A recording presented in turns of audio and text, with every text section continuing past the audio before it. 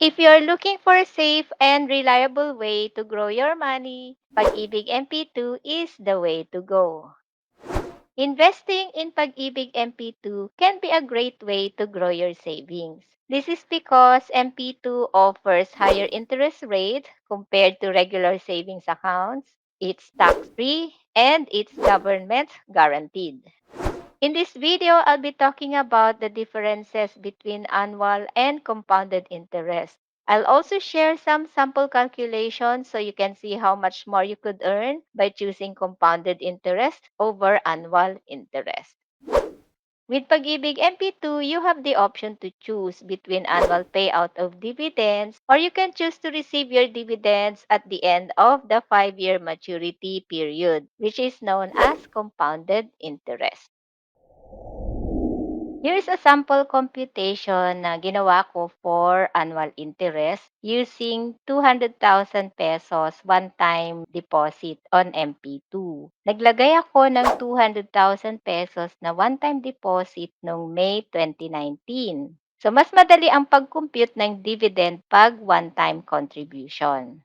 Ito ang formula. Dividend equals total contributions times dividend rate. So, dito sa calculation, actual dividend rates ang nilagay ko from 2019 to 2021. And for 2022 onwards, nilagay ko munang 6% for this calculation. Kasi ito yung average na dividend rate ng MP2. Pwedeng higher or pwedeng lower yung actual dividend rate na i-declare ng Pag-IBIG. As you can see dito sa chart, noong 2019, dividend rate was high at 7.23%. Then, bumaba ang dividend noong 2020 and 2021. So, noong 2019, May ako naghulog ng lump sum. So, yung total dividend na nakuha ko for 2019 ay prorated. So, ganun din yung makukuha ko pagdating sa 2024. Prorated din. And then my savings will mature on May 2024. So estimated total dividends by that time ay 61,880. So yung 200,000 pesos magiging almost 262,000 after 5 years. Meron akong nalaman based sa experience ko sa MP2 savings ko. Pag pinili mo pala ang annual payout, kailangan kunin ang dividend yearly. In my case, hindi ko nakuha yung dividend ko ng 2019 and 2020 nung nagka-pandemic. All the while, akala ko mari-reinvest siya pag iniwan ko yung dividend sa account ko. Pero hindi pala. Ang actual dividend na nakuha ko after 3 years ay 33,880, which is based on the annual interest computation. So instead of 35,818 pag compounded interest. Lesson learned, pag pinili ang annual dividend payout, kailang i-withdraw ang dividend yearly.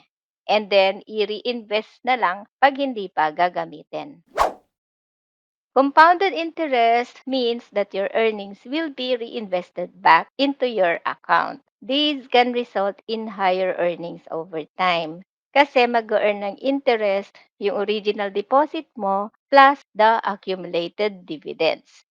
Here's a sample computation naman for compounded interest. Using the same 200,000 pesos one-time deposit as an example para ma-compare kung gaano kalaki ang difference sa dividend pag pinili ko ang compounded interest. Ang formula ng pag-compute is dividend equals total contributions and dividends accumulated times dividend rate. For year 1, same dividend as the annual. So, mag-iiba na yung dividend pagdating ng second year. So, mas malaki na yung dividend kaysa sa annual interest. At the end of 5 years, by May 2024, estimated total dividends ay 70,264 and 60 cents. So, ang 200,000 ay nasa 270,000 by that time na mag-mature. Ang estimated return on investment is 35.1%.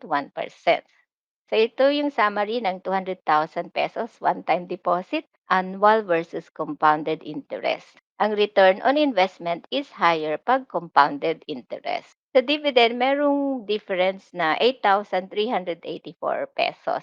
And in terms of ROI, so 31% for annual versus 35% for compounded interest.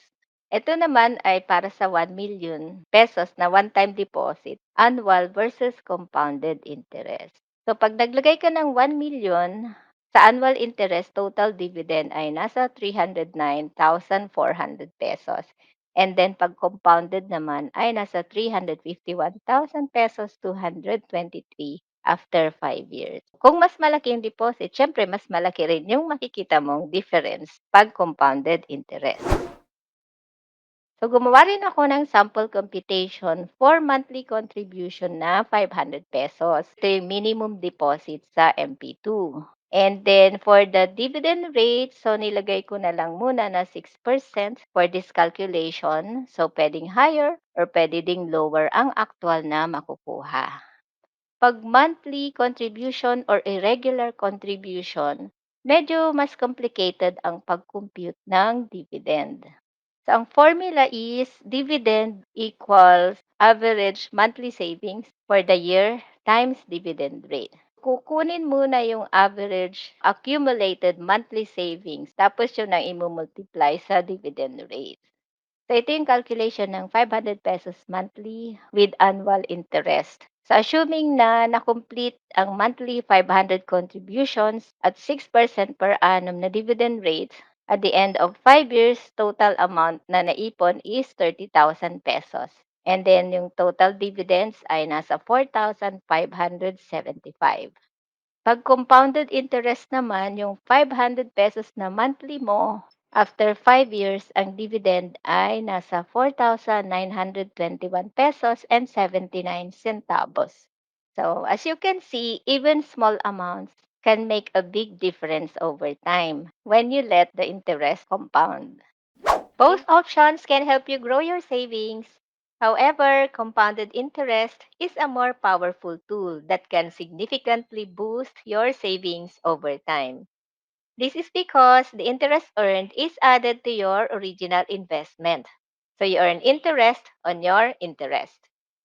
Compounded interest offers greater advantage when making a lump sum deposit.